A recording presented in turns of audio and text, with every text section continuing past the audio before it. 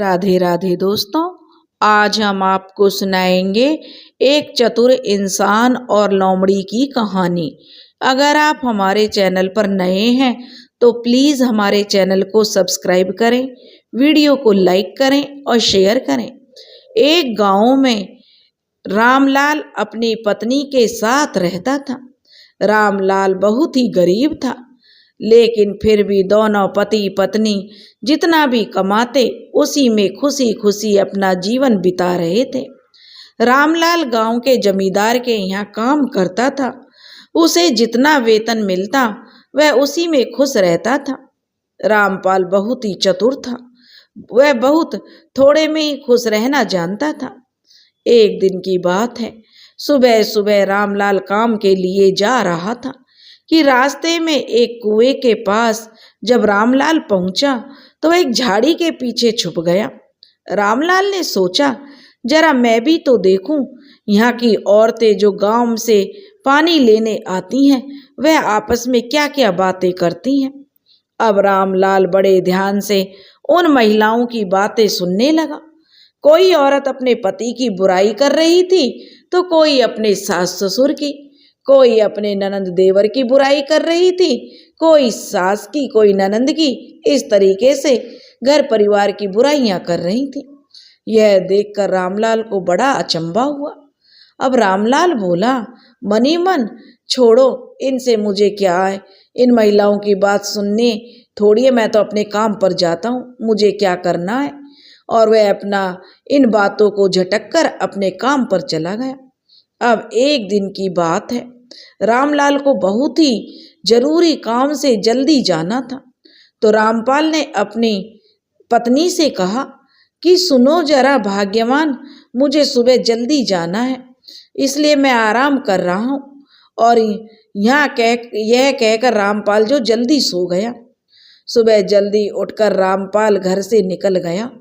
अब रामपाल उसी कुएं के पास झाड़ी में फिर से छुप गया। रामपाल सोचने लगा, आज तो महिलाएं किसी और बात पर जो चर्चा करेंगी, जरा मैं भी जानने की कोशिश करता हूँ। अब सुबह सुबह महिलाओं के पनघट पे आने का समय हुआ तो सबसे पहले रामपाल की पत्नी पानी भरने कुएं पर आई। रामपाल की पत्नी के हाथ में एक घड़ा और दूसरे हाथ में पूरी, खीर, हलवा और मिठाइयों की थाली थी। रामपाल मन ही मन सोचने लगा, आखिर क्या कारण हो सकता है जो मेरी पत्नी पनघट पर यह सब खाने की सामग्री लेकर आई है। यह देखकर रामपाल को अचंभा तो होना ही था और वह बहुत हैरान भी था। अब रामपाल की पत्नी कुएं की पूजा करने लगी।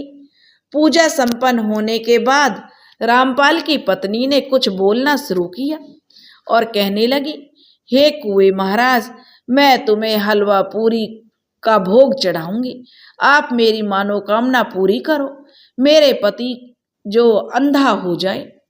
यह बात सुनकर रामपाल के पैरों के नीचे से जमीन खिसक गई और रामपाल को बड़ा दुख हुआ।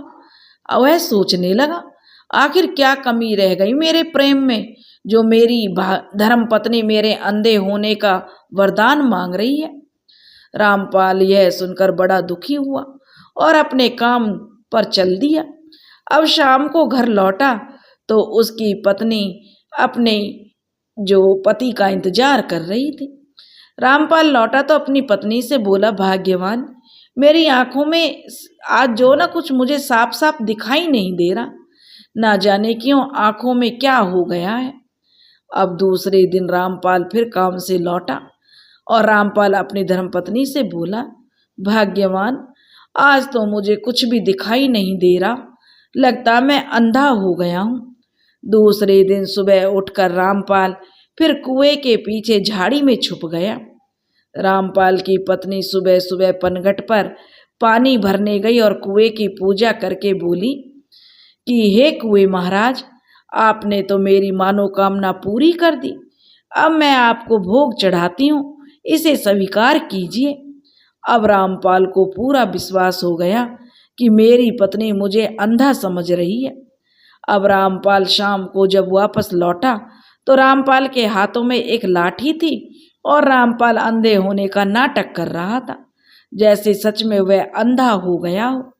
अब रामपाल की पत्नी ने रामपाल को भोजन कराया।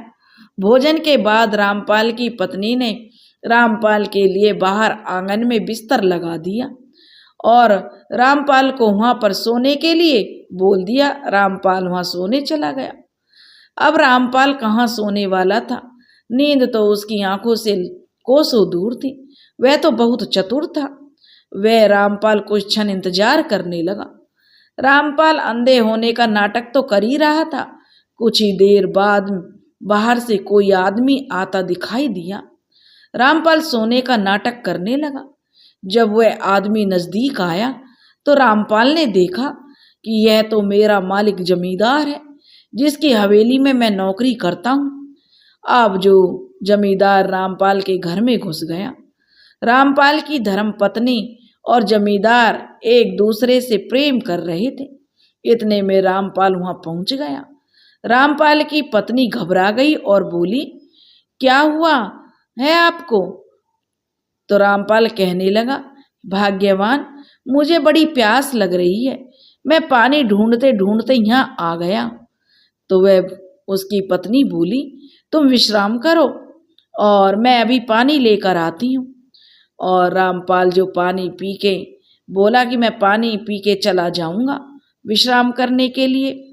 और रामपाल की धर्मपत्नी को विश्वास हो गया कि रामपाल तो सच में अंधा हो गया है, इसको जमींदार नजर नहीं आ रहा। इतने में रामपाल अपनी पत्नी के बिस्तर की ओर धीरे धीरे चलने लगा और बिस्तर में बैठ गया। बिस्तर में जमींदार की जोथा चादर ओढ़कर छुपने की कोशिश कर रहा था। इतने में रामपाल ने जानबूझकर जमींदार के पैर को पकड़ लिया और कहने लगा, यह क्या है भाग्यवान, 3 दिन पहले तुम्हारे पैरों में इतने बड़े बड़े बाल तो नहीं थे, ये अचानक कैसे आ गए? अब रामपाल की जो धर्मपत्नी थी वह घबरा गई, क्योंकि रामपाल की पत्नी तो बिस्तर से दूर खड़ी थी, बिस्तर पर तो जमींदार था। अब रामपाल थोड़ा थोड़ा करके पैरों से अपने हाथों को पैरों पर ऊपर की ओर ले जाने लगा। अब रामपाल बोला, भाग्यवान, तुम्हारे पैर इतने मोटे पहले तो नहीं थे, यह तुम इतनी मोटी कैसे हो गई हो?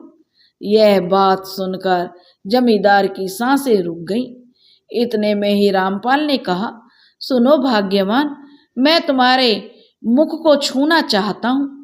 हे मेरी प्राण प्रिया, जरा अपने चेहरे को मेरे पास लाओ।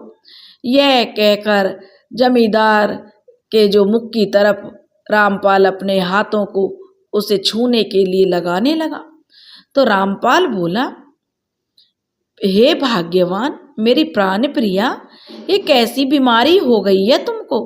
तुम्हारे मुंह में दाढ़ी के साथ साथ मूछें भी निकल आई हैं।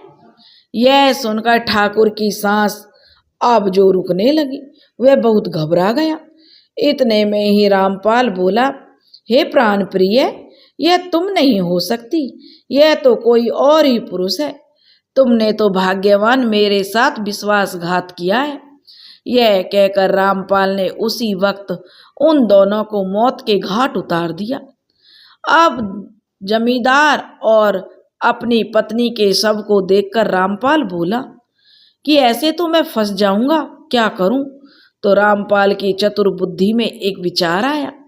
रामपाल ने अपनी पत्नी को कंधे पर उठाया और खेतों के बीच में लकड़ी के सहारे खड़ा कर दिया और कुछ ही दूरी पर जाकर गीदड़ के स्वर में चिल्लाने लगा। खेत के मालिक और उसके सारे परिवार वाले इकट्ठा हुए। उन्होंने देखा हमारे तरबूज के खेतों में कोई चोरी करने घुस गया है। यह सोच के वे सब बड़ी बड़ी लाठियां लेकर दौड़े और लाठियों से रामपाल की मृतक पत्नी को लाठियों से पीटने लगे। इतने में रामपाल की धर्म पत्नी गिर गई और रामपाल भी ऐन मौके पर वहां पहुंच गया और जोर जोर से रोने लगा, कहने लगा, मार दिया रे मार दिया, तुमने मेरी पत्नी को मार दिया। यह देखकर खेत के मालिक डर गए और कहने लगे, रामपाल भाई, हमसे बड़ी भूल हो गई, हमें माफ कर दो भैया। अगर यह बात किसी को पता चली तो हमें सजा हो जाएगी। रामपाल बोला, ठीक है, तुमने मेरी पत्नी के प्राण तो ले लिए, अब तुम भरपाई भी करोगे। अब रामपाल की बातों से डरकर खेत के मालिक ने रामपाल को धन देने का निर्णय लिया और रामपाल को धन देकर शांत कर दिया। अब रामपाल ने अपनी चतुराई से अपनी मरी हुई धर्म पत्नी से भी धन कमा लिया। रामपाल था तो बहुत ही चतुर। रामपाल ने अब जमींदार को कंधे पर उठाया और हवेली में जमींदार के विश्राम करने के कमरे में ले गया और जमींदार को बिस्तर पर लेटा दिया और जोर जोर से जमींदार की आवाज में रामपाल बोलने लगा, हे ठकुराइन, अगर मैं किसी कारण से मृत्यु को प्राप्त हो जाऊंगा तो तुम दूसरी शादी कर लेना और हमें अभी पुत्र की या पुत्री की भी प्राप्ति नहीं हुई है, तो मेरे ठाकुर वंश को आगे बढ़ाने के लिए तुम्हें रामपाल के साथ विवाह करना होगा। यह कहकर रामपाल खिड़की बंद करके वहां से भाग गया। सुबह जमींदार के घर में मातम मच गया।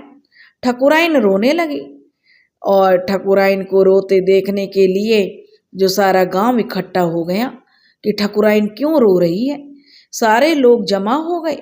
इतने में ही जमींदार का मुनीम बोला कि जमींदार साहब रात को मरने से पहले कुछ कह रहे थे, अगर मुझे कुछ हो गया तो ठकुराइन को दूसरी शादी करना होगा और जमींदार साहब की अंतिम इच्छा पूरी करना तो ठकुराइन का परम कर्तव्य है, इसलिए ठकुराइन को रामपाल के साथ शादी करनी होगी।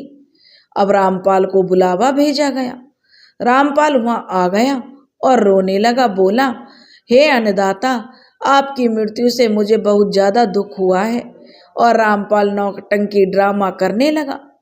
अब जो ठकुराइन बोली, हे रामपाल, तुम बहुत धनी नहीं हो, गरीब हो और ना ही तुम्हारे पास कोई संपत्ति है, इसलिए अगर तुम्हें मुझसे विवाह करना है तो तुम्हें 21 लोमड़ी एक ही परिवार की मारकर मेरे मार्ग में बिछाना होगा, जिसके ऊपर से चलकर मैं तुम्हारे घर तक आऊंगी और यही मेरी एकमात्र शर्त है, नहीं तो मैं तुमसे विवाह नहीं करूंगा। अब रामपाल थोड़ा चिंतित हुआ, 21 लोमड़ियों को कैसे मारूं और वह भी एक ही परिवार की। जैसा कि आप जानते हैं, लोमड़ी बहुत चतुर प्राणियों में से एक होती है, तो चिंता करना भी वाजिब था। अब ठकुराइन की इस शर्त को मानकर रामपाल चतुर लोमड़ी के शिकार के लिए जंगल में निकल पड़ा और वह जंगल में बहुत आगे जाकर उसने जंगल में एक खड्डा खोदने लगा। खड्डा खोदते खोदते वह काफी अंदर चला गया। इतने में ही 21 लोमड़ियों का झुंड उधर से आ रहा था भोजन की तलाश में। तो लोमड़ी ने देखा कोई मनुष्य खड्डा खोद रहा है। उनमें से एक चतुर लोमड़ी ने रामपाल से पूछा, तुम खड्डा क्यों खोद रहे हो भाई?